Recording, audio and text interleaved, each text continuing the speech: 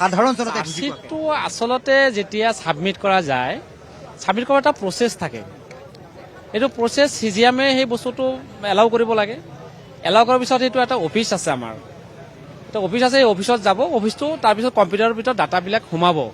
সোমোৱাৰ পিছত তাৰপিছত যেতিয়া কনচাৰ্ণ কোৰ্টত যাব, কনচাৰ্ণ কোৰ্টত যেতিয়া যাব তেতিয়া আমাৰ ৰাইজে কি কৰিব, এখন পেটিশ্যন দিব। পেটিশ্যন যেতিয়া দিব, পেটিশ্যনৰ সহায়তে সেই বস্তুটো ওলাব পাৰে। খৰচৰ কথা যদি হয়, খৰচৰ কথা হ'লে আপোনাৰ তেনেকৈ অফিচিয়েলি এটা খৰচ আছে, যেনেকৈ টিকেট ধৰক, যেনেকৈ মই লৈ আহিলোঁ, এনেকৈ ধৰক, যেনেকৈ মই নিজে লৈ আহিলোঁ কিনি পেলাই, এইবিলাক অলপ পাৰ্চনেল খৰচ হয়, এইবিলাক 1 টকীয়া। তথাপিতো অনুমান 200-300 টকা। এতিয়া নহয়, সেই বস্তুটো আমাৰ প্ৰতিটো পেজতে দিব লাগে।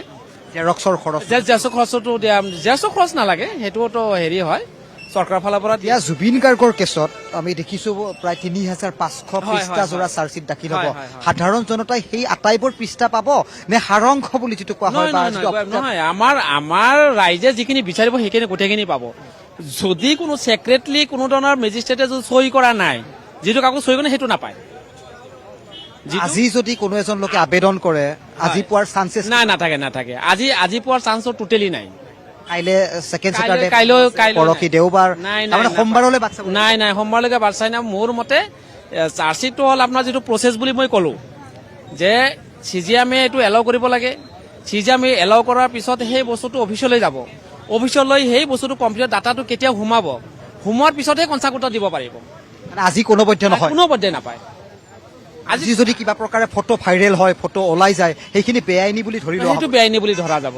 কিন্তু অফিচিয়েলি হ'লে, যদি অফিচিয়েল দিয়া যায়, তেতিয়াহ'লে আমাৰ CGM-ৰ পৰা পাৰ্মিশ্যন ল'ব লাগিব, মেজিষ্ট্ৰেটে চহী কৰি দিয়ে। মেজিষ্ট্ৰেট চহী কৰিব লাগিব। হয়, সেয়াই প্ৰক্ৰিয়া, আৰু সেই প্ৰক্ৰিয়াটোৰ কথা আমি পুৱাৰে পৰা দৰ্শকসকলক জনাই আছো। গতিকে খুব এটা দীঘলীয়া প্ৰক্ৰিয়া, আৰু বিচাৰপীঠে যি ধৰণে বিচাৰে, আৰু বিষয়টো খুবেই যিহেতু স্পৰ্শকাতৰ, তাৰ বাবে হয়তো এইটো ৰিলিজ নকৰিবও পাৰে, এনেকুৱা হ'ব পাৰে নেকি?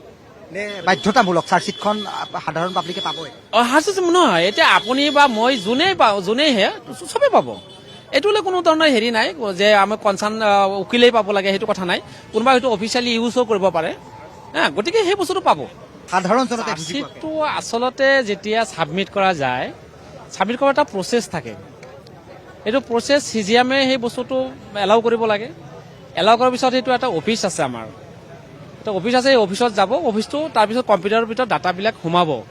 সোমোৱাৰ পিছত তাৰপিছত যেতিয়া কনচাৰ্ণ কোৰ্টত যাব, কনচাৰ্ণ কোৰ্টত যেতিয়া যাব তেতিয়া আমাৰ ৰাইজে কি কৰিব, এখন পেটিশ্যন দিব। পেটিশ্যন যেতিয়া দিব, পেটিশ্যনৰ সহায়তে সেই বস্তুটো ওলাব পাৰে। খৰচৰ কথা যদি হয়, খৰচৰ কথা হ'লে আপোনাৰ তেনেকৈ অফিচিয়েলি এটা খৰচ আছে, যেনেকৈ টিকেট ধৰক, যেনেকৈ মই লৈ আহিলোঁ, এনেকৈ ধৰক, যেনেকৈ মই নিজে লৈ আহিলোঁ কিনি পেলাই, এইবিলাক অলপ পাৰ্চনেল খৰচ হয়, এইবিলাক 1 টকীয়া। তথাপিতো অনুমান 200-300 টকা। এতিয়া নহয়, সেই বস্তুটো আমাৰ প্ৰতিটো পেজতে দিব লাগে। জেৰক্সৰ খৰচ। জেৰক্সৰ খৰচটো দিয়া, জেৰক্সৰ খৰচ নালাগে, সেইটোতো হেৰি হয়, চৰকাৰৰ ফালৰ পৰা দিয়া। এতিয়া জুবিন গাৰ্গৰ কেছত আমি দেখিছো প্ৰায় 3500 পৃষ্ঠা জোৰা চাৰ্জশ্বিট দাখিল হ'ব। সাধাৰণ জনতাই সেই আটাইবোৰ পৃষ্ঠা পাব নে সাৰাংশ বুলি যিটো কোৱা হয়? নহয়, আমাৰ ৰাইজে যিখিনি বিচাৰিব সেইখিনি গোটেইখিনি পাব। যদি কোনো ছেক্ৰেটলি কোনো ধৰণৰ মেজিষ্ট্ৰেটে যদি চহী কৰা নাই, যিটো কাকো চহী কৰে সেইটো নাপায়। আজি যদি কোনো এজন লোকে আবেদন কৰে, আজি পোৱাৰ চান্সেছ নাথাকে।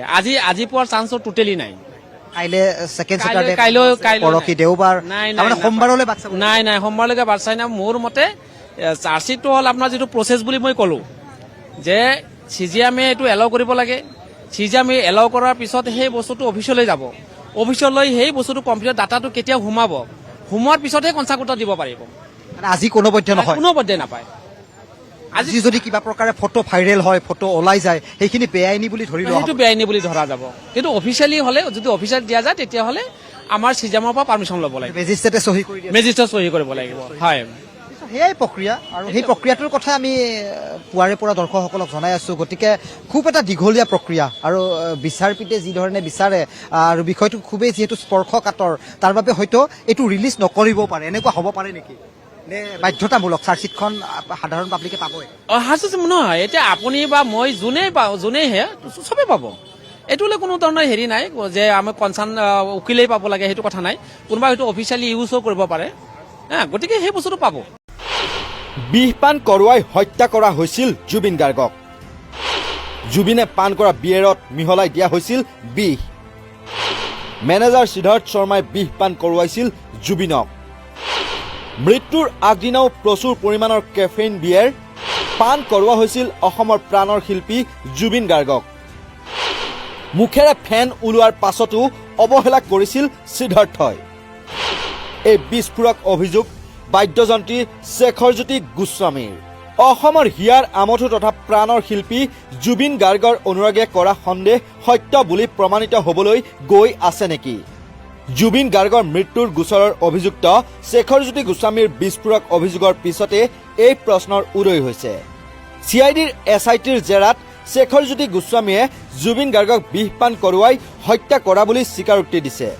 গোচৰৰ অন্যতম অভিযুক্ত শেখৰজ্যোতি গোস্বামীৰ এই অভিযোগৰ পিছতে জুবিন গাৰ্গৰ ৰহস্যজনক মৃত্যুৰ সমগ্ৰ ঘটনাটোৱে নতুন মূৰ লৈছে।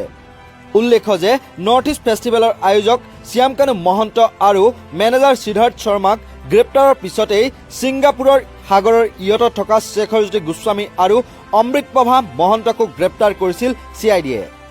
দুয়োকে গ্ৰেপ্তাৰ কৰি CIDয়ে 14 দিনৰ জিম্মাত বিচাৰি আদালতত আবেদন দাখিল কৰিছিল।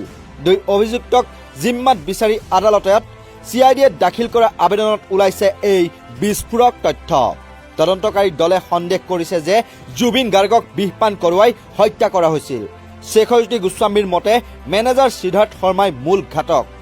প্ৰকাশিত তথ্য অনুসৰি সিদ্ধাৰ্থ শৰ্মাই জাহাজখনৰ নাবিকৰ পৰা বলপূৰ্বকভাৱে নিয়ন্ত্ৰণ কব্জা কৰাৰ ফলত জাহাজখনে মাছ সাগৰত বিপদজনকভাৱে ডোলা দি সকলো যাত্ৰীকে বিপদৰ মুখলৈ ঠেলি দিছিল।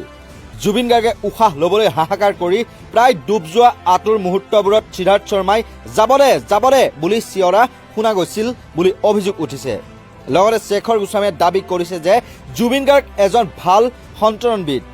তেওঁৰ মতে জুবিন গাৰ্গ এজন বিশেষজ্ঞ সাঁতোৰবিদ আৰু জুবিনেই তেওঁলোকক সাঁতোৰৰ প্ৰশিক্ষণ দিছিল। তেন্তে এজন সন্তৰণবিদে সেয়েহে পানীত ডুবি মৃত্যুবৰণ কৰিব নোৱাৰে।